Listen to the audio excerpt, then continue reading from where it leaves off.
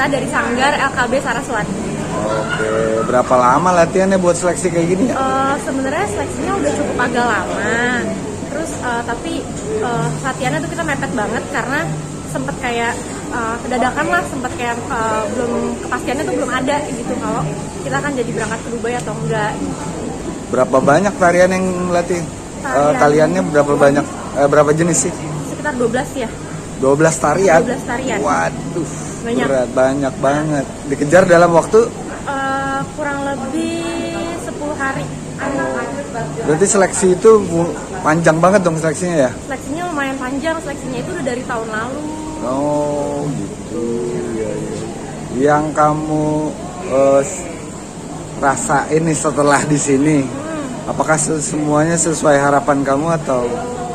Alhamdulillah semuanya sesuai harapan. Karena jujur aja kita latihan dalam waktu 10 hari. Terus kita ini beda-beda sanggar banget. Oh, beda-beda. Ada berapa sanggar sih yang terlibat sebenarnya? Aku nggak ngitung ada berapa sanggar. Pokoknya lumayan cukup banyak. Pemusiknya juga dari beda sanggar, penarinya pun dari beda-beda sanggar. Oh ya ampun, Itu yang, luar biasa ya.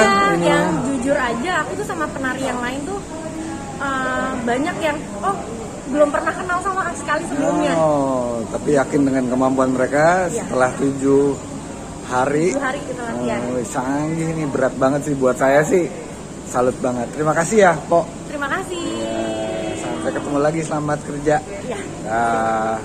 Once again, please give a round of applause for Indonesia. Don't be shy. Okay, the next performance called Lenggang Nyai Dance. The story behind the dance is about a woman empowerment.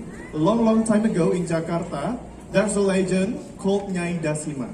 So a long time ago, she has to choose the path decided by her parents, or she has to make her own path.